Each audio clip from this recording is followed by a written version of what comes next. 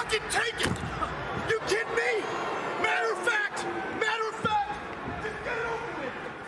Just get it over with.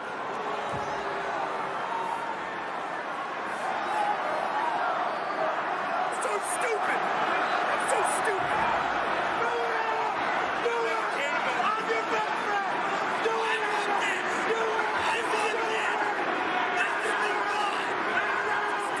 Do it! Just do it. I knew you never cared. Just do it.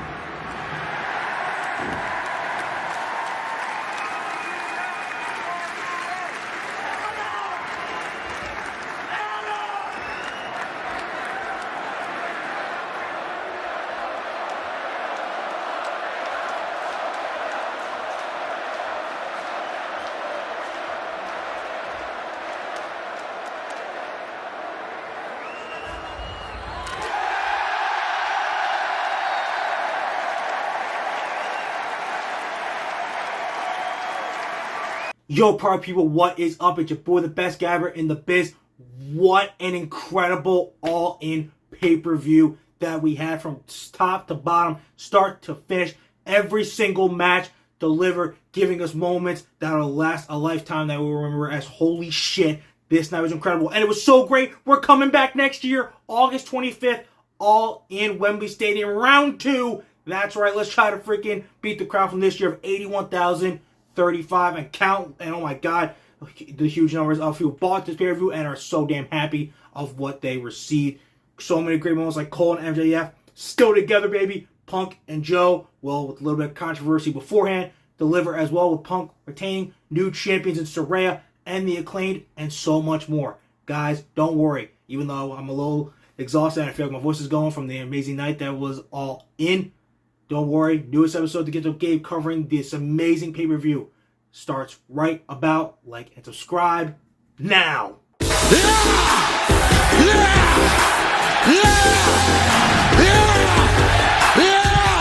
Okay, guys, so we kick things off tonight with CM Punk, Samoa Joe having the final battle in their long storied rivalry here on All In for the real World Championship. I still just laugh at that every time. It's so great, and I just crack up every time. The match was super great. I loved it, and it ended with a huge Pepsi plunge from the top rope from CM Punk. Kind of a little going the safer option, considering how the GTS went last Saturday on Collision. So I like that. Pepsi plunge, calling back to their ROH days. CM Punk gets the win and retains the Real World Championship. The match was solid, and it was a really good way to close the chapter, close the book for CM Punk, Samoa Joe on this rivalry. Though, ironically, that match got a little bit overshadowed from the fact that halfway through, Sean Ross Sapp reported that CM Punk and Jack Perry actually got a little bit of an altercation before the match even got underway, before CM Punk came out, due to Jack Perry making a little bit of a glass comment during his match with Hook, like, hey, this is real glass, cry about it. And, apparently they had words and they had a physical altercation. Some reports are come out that, Perry actually kind of started it, shoving Punk, and then, Punk just, pushed him back, and then, it just went from there. But Miro already came out and said, dude, that's not really how it went down. So, I mean, it's not as bad as the Brawl Out incident. Perry might have actually gotten sent home and Punk stayed, but we're going to get more details in the coming days. Again, not as big as the Brawl incident, but it sucks that we even had something like that happen.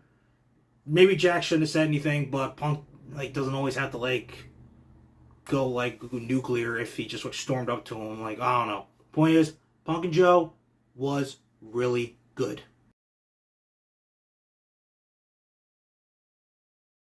And in terms of the Jack Perry CM Punk stuff, let's just hope it doesn't lead to any suspensions, anything like that, and we just move on from it.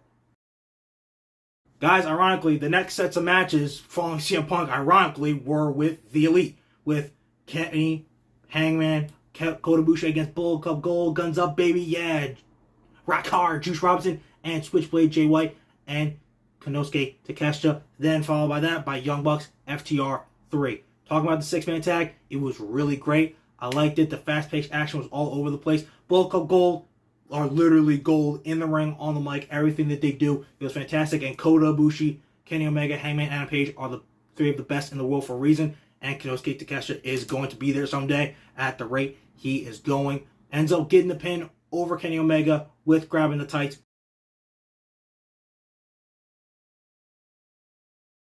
which honestly, it makes sense, and I'm glad they did that because we all know, and it was already rumored, Kenny Omega versus Konosuke Takeshita will finally happen next week at All Out. That'll be made official in the coming days, probably this Wednesday on Dynamite. That'll get made official, and that's honestly where Kenny Omega will end up getting the win over Konosuke Takeshita. Why? Because, like they've said on commentary multiple times, singles-wise, Kenny Omega has suffered loss after loss after loss since Don Callis betrayed him back in, May? And, well, he has really not recovered. He's won some matches in between, but he lost again today, taking the pin from Takeshita. So next week, he and Takeshita, singles one-on-one, is where he'll finally get over the hump, get his first win post Don Callis betrayal, and get back to being the god of pro wrestling that we all know and love, and that, god dang it, Don Callis just hates to admit. And speaking of hating to admit it, the Young Bucks seem to hate to admit the fact that they got bested by FTR tonight, refusing to shake their hands after an incredible match. Honestly, there was a point where I was like, oh, yo, wait, are the Bucks about to take this? But at the end of the day, FTR retained. And to be perfectly honest, FTR needed the win more. Young Bucks have been champions 2 times. They really did need it. Not saying that they won't maybe be champions again before their careers are over. But right here, right now, they really did need it. FTR really needed the win more. Because again, Matt kind of said it in their pre-interview before the match. Young Bucks should remember as the greatest of all time. And yes, so will FTR. But, they did get named on the Young Bucks YouTube show. So now, definitively, Young Bucks now have to, maybe if they don't want to, admit that they got bested by FTR tonight and that they are the best tag team in the world. Like they said on commentary, I would be like 1 and 1A. That's how I would describe those 2 amazing tag teams. But the match was fantastic. 7-star FTR, 10-time tag team champions. Still the AEW tag team champions. Since they have come back and since they became tag team champions again, those guys have been on an absolute tear. Banger after banger after banger. That's pretty much how the entire card was tonight. After banger, 2 out of 3 falls matches, almost hour-long main events, cinematic storylines included. They have not missed. I don't know who the hell can stop this unstoppable FTR. They seem more unstoppable than they were last year. They were on a roll last year, too. So, FTR Young Bucks, thank you for an amazing matchup, as well as Kenny Omega and Hangman and Kota Ibushi as West and Bulk going to Takeshita. 2 amazing main events that really took up the first hour of the show and were absolute classic after classic after classic. It's why they're the elite and why now top guys are out.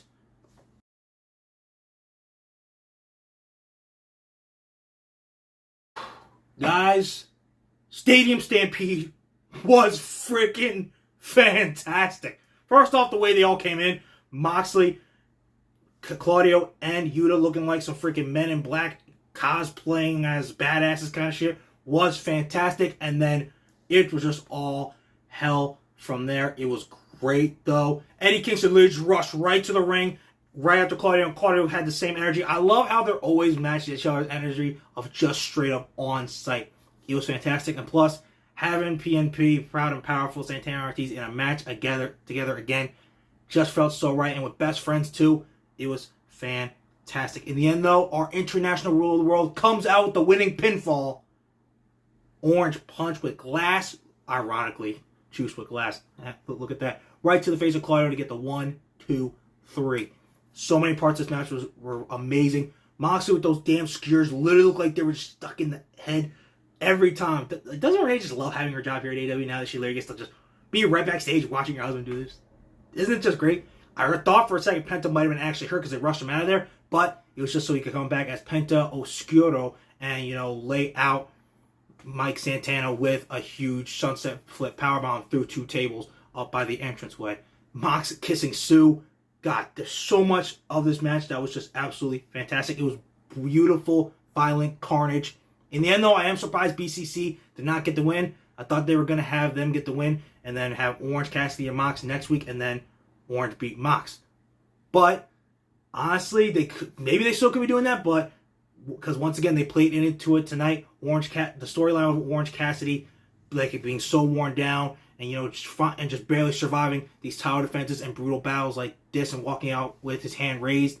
It's been absolutely fantastic, and it makes you wonder when whoever beats him, if it's not someone like a Jon Moxley or like that, will be like places like the next big star, because dude's like 66 days away now from becoming champion for now like 1 year. So all 10 guys involved, absolutely fantastic. Eddie, John, great for the storytelling part of the matchup that really made you feel, because they don't want to really fight each other. And thank you for another beautiful artistry of absolute violence that I'm sure Bryan Danielson was cracking his ass up watching, knowing that this is like the best job in the world, even if you're just watching from the sidelines. Guys, we crown new champions tonight in Soraya and the Acclaimed and badass / daddy ass Billy Gunn. First off, Soraya. The match itself was alright. I figured that would kind of be a little bit of like going for like level 10 from like the first four matches to maybe a level like 7-ish. So that was how I felt match-wise. Soraya winning was super cool. I really liked it. We knew this was going to happen at some point the second she came to AEW last year. And what better place to do it than here in All In London. Like, that reaction was just fantastic. Literally coming out to We Will Rock You was fantastic. So, honestly, no complaints here. Soraya, new AEW Women's World Champion. But I'm calling it right here, right now, because she was in the crowd and she's definitely going to be All Elite soon. Mercedes Moné is now going to be the one to dethrone Soraya as the AEW Women's World Champion. So, they probably won't do the feud right away. They'll maybe do it a little bit later, but I'm telling you right now, when that feud starts, the promos will be great, because they're going to use it from a personal place. It's considering Mercedes accidentally almost really ended the career of Soraya. So from that standpoint, it's going to be great. I think the match will probably be alright too. But I think my girl Mercedes Moné is definitely going to be the one that ends this title reign of Soraya. So hold on to that tight, Soraya. Happy for you. But my girl is coming for her gold soon, because she runs the world. And soon she's going to run that whole AEW locker room. Almost as much as the AEW locker room's trios division was run by the House of Black. Great run for them as champions from Revolution all the way up to now. Their rivalry with the Acclaimed Daddy Ass was really good, and they had a lot of cool in-ring defenses in between, like with CMFTR, and the match they won the titles in against the Elite, Kenny and the Bucks, was fantastic. They were champs for just about the right time. It was time for them to drop them. I said it before, and they did, to the Acclaimed and Daddy Ass, Badass Billy Gunn, new Trios champions finally. The year is 2023, and Billy Gunn, with his adopted sons, the Acclaimed, is a champion. It's insane. Who would have thought when he even came here, they even had the intention or even thought he would be in this position with one of the most popular and amazing tag teams in the company, in the world, and is champions with them. Like, it's literally fantastic. It was such a great moment. I'm so glad they're champions. It's like the end of August right now. I can see them being champions till like at least Full Gear, or if they want to survive the year and make it to like January 2024, because they're just that entertaining and they can put on great matches. And this is the last hurrah for Billy Gunn, so let's do it for as long as we possibly can. So, Scissor Me Daddy Ass, the Acclaimed, Billy Gunn are our new Trios champions. Yes!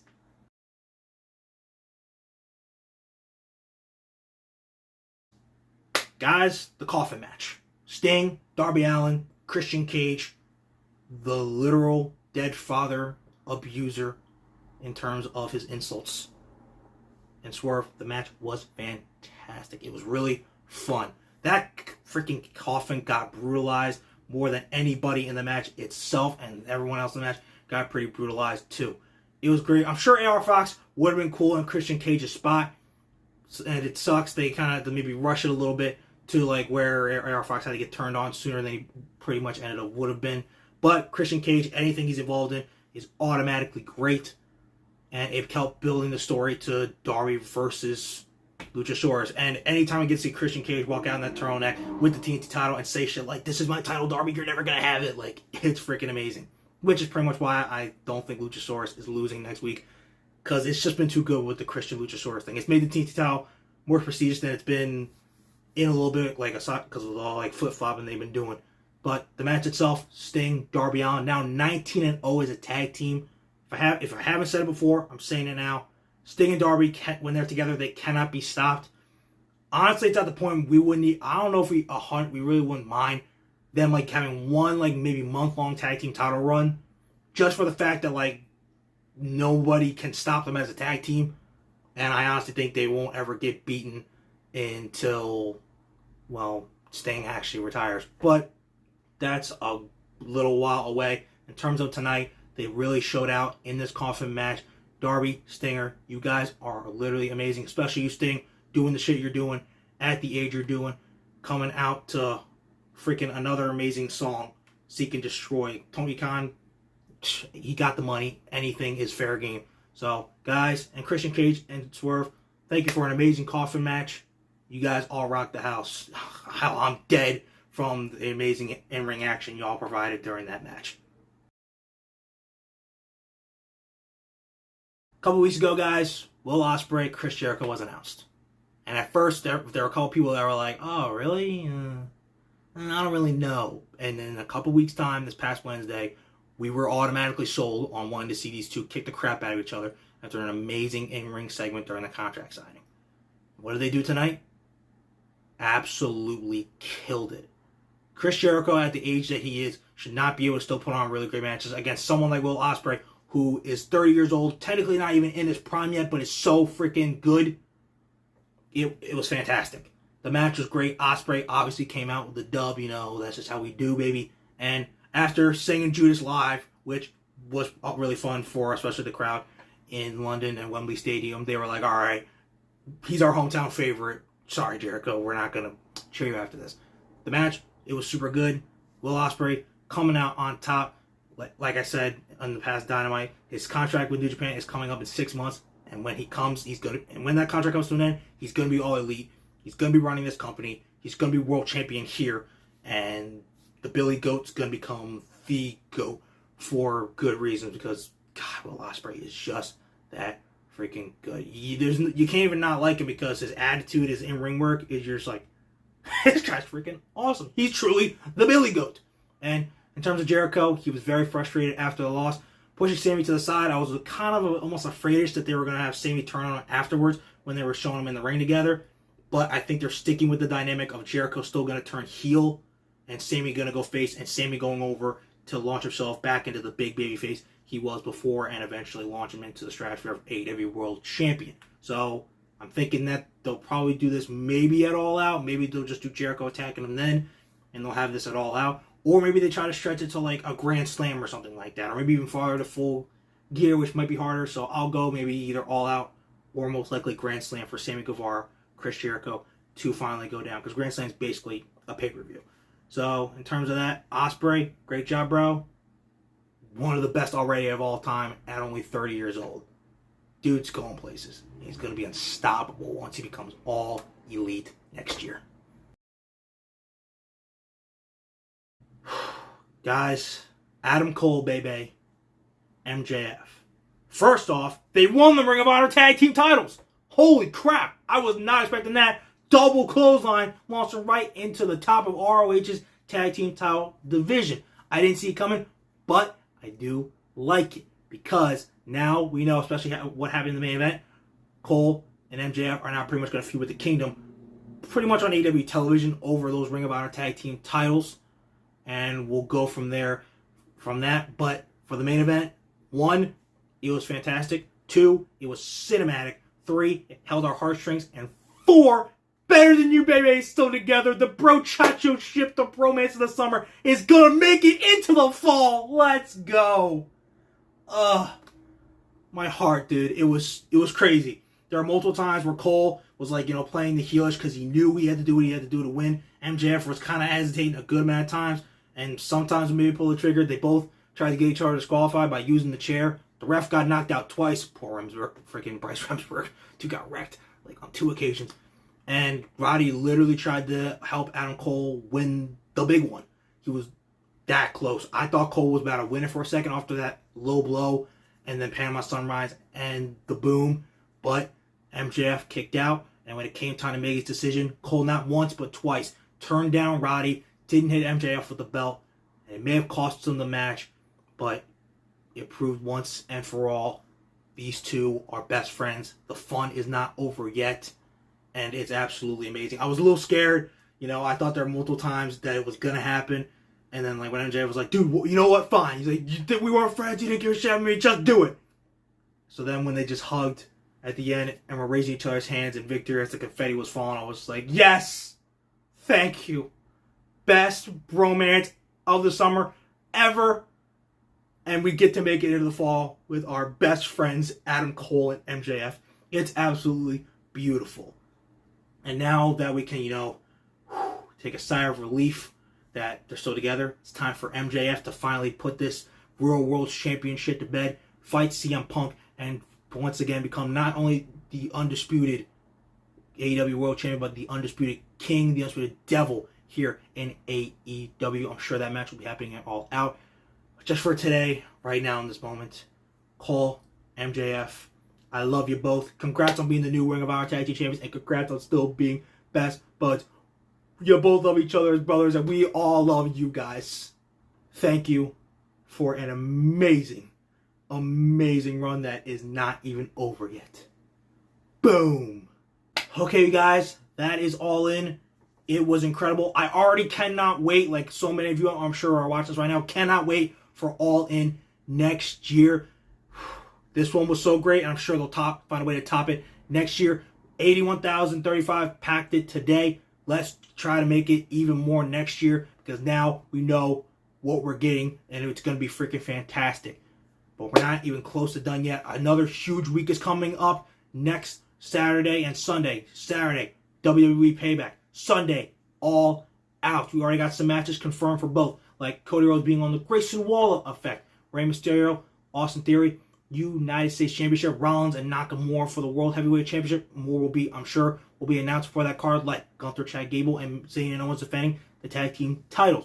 And for All Out, we already got Darby Allin, Luchasaurus for the TNT title, and big meaty men slapping meat, Powerhouse Hobbs and Miro. And this Friday, John Cena is coming back to WWE once again to probably say a few words about Bray Wyatt. Rest in peace again. It's going to be a great week, guys. You thought this was fun? Guess what? Keep that same energy, because we're going one more go-around to start the fall in a dope-ass way. So, guys, please keep doing what you're doing. Like and subscribe. And definitely don't miss these shows. And definitely don't miss what your boy, the best gabber in the biz, has to say afterwards. And most importantly, remember, when it comes to talking wrestling, who better to gab with than Gabe right here. Alright, you guys, I will see you after Monday Night Raw this Monday night to see how the final show before Payback gets underway and see what we got. And I hope you all enjoyed All In as much as I did. I know you did. And let's just move on to an amazing weekend that is coming up. Deuces, party peoples. I'm out of here. See you Monday. Yeah!